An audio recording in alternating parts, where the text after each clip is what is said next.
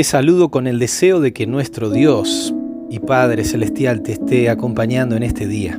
Y quiero desafiarte en esta semana a que puedas proponerte el desafío cada día de conocer más a tu Salvador.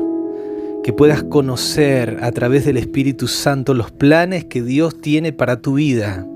Eso implica que te propongas el compromiso de abrir la palabra de Dios cada día. Eso implica también de que al abrir su palabra, primeramente lo hagas en oración, con un corazón humilde, permitiendo de que sea el Espíritu Santo el que te dirija en el estudio diario de las Escrituras. Ahora te invito a poder ir al libro de Génesis, capítulo 37. Venimos hablando acerca de la descendencia de Abraham. Hablamos del patriarca de la fe. También hablamos del hijo de la promesa, de Isaac. Y en estos últimos días hemos hablado de Jacob, a quien también el Dios del cielo le reitera las promesas de bendición, las promesas de la tierra por heredad, y que a través de su descendencia serían benditas todas las naciones de la tierra. Hoy nos vamos a centrar en uno de los hijos de Jacob.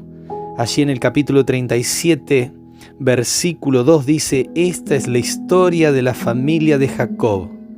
José, siendo de edad de 17 años, apacentaba las ovejas con sus hermanos, y el joven estaba con los hijos de Bilha y con los hijos de Silpa, mujeres de su padre, e informaba José a su padre la mala fama de ellos.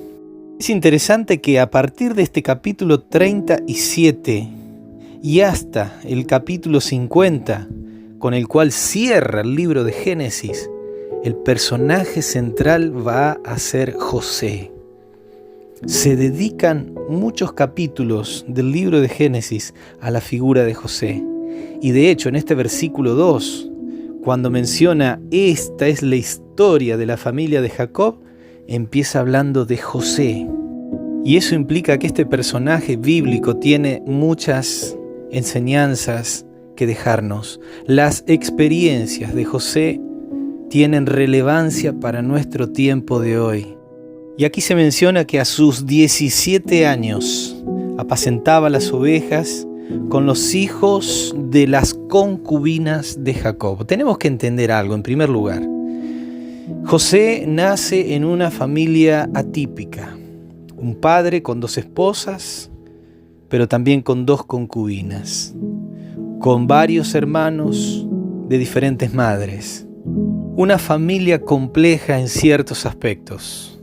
Ahora José había crecido y había sido educado por su padre, considerando los principios de Dios, respetando las pautas del Dios Todopoderoso. José allí menciona que informaba a su padre de la mala fama, de las malas acciones, de las actitudes equivocadas de sus hermanos. Y eso hacía que Jacob tuviera una visión distinta de José.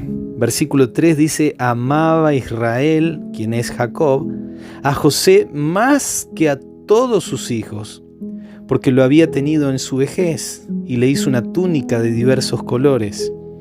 Esta actitud de Jacob no es la mejor, no fue la más acertada. Decir lo que nos dice las Escrituras de que Jacob amaba más a José que a sus otros hermanos, por el simple hecho de que lo había tenido en su vejez, tenía preferencia por él. No era una actitud de parte de Jacob que cayera bien a sus demás hijos. Tal es así que el versículo siguiente, el versículo 4, menciona que viendo sus hermanos que su padre lo amaba más que a todos sus hermanos, le aborrecían y no podían hablarle pacíficamente. Esa preferencia de Jacob por José había provocado y alimentado en sus demás hijos celos. Había alimentado en ellos hacia José el rechazo, el desprecio. Ahora es interesante que estos hijos tenían un problema con el padre, que en definitiva era Jacob el que estaba haciendo preferencias. Y quizás al no tener la actitud de confrontar a su padre, se desquitan con su hermano teniendo este sentimiento de animosidad. Muchas veces pasa con nosotros lo mismo. Aparentemente parece que en ocasiones pareciera ser que Dios bendice a otros más que a nosotros.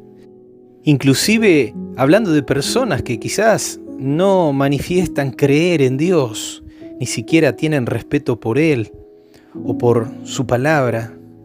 Y ello hace que muchos cristianos tengan rechazo, envidia de otras personas. Esta es la experiencia que estaba pasando José. Es más, podemos agregar que en el versículo 5 y 6, allí dice que José tenía el don de parte de Dios de tener sueños. Y tuvo un sueño y lo contó a sus hermanos. Y se menciona allí que ellos le aborrecían aún más.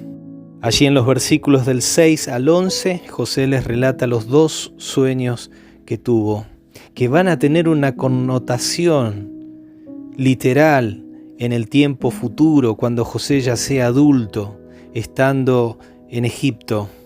Pero en el versículo 11 de este capítulo 37, después de contar sus sueños, dice que sus hermanos le tenían envidia, mas su padre meditaba en esto.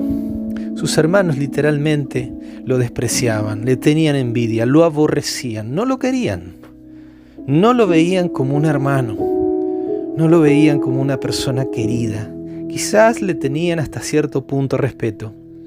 Muchas veces, como hermanos, ya sea de sangre o ya sea en la fe, tenemos esas mismas tristes actitudes.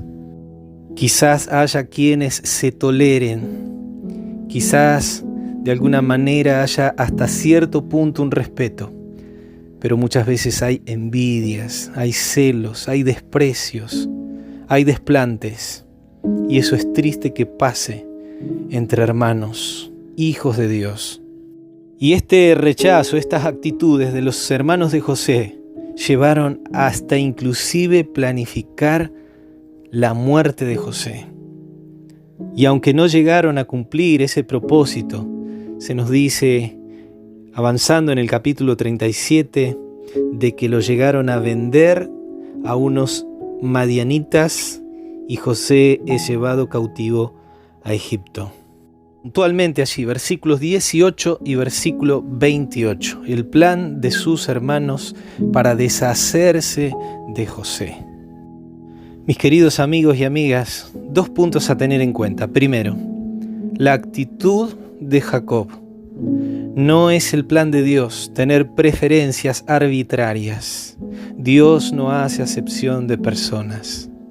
Segundo punto, la actitud de los hermanos de José. Ante la incapacidad de confrontar a su padre, optaron por atacar a la persona más débil.